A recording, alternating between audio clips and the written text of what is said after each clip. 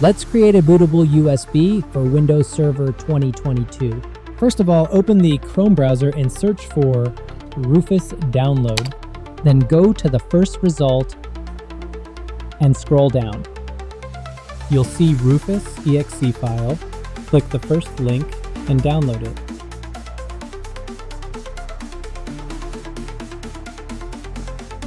Now, go to the link provided in the description and download Windows Server 2022 ISO file from it. Double-click the Rufus application.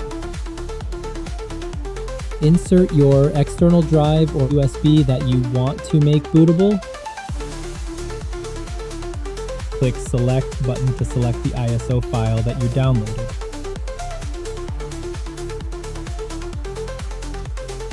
After selecting it, all the settings should be the same as here. Now, click Start.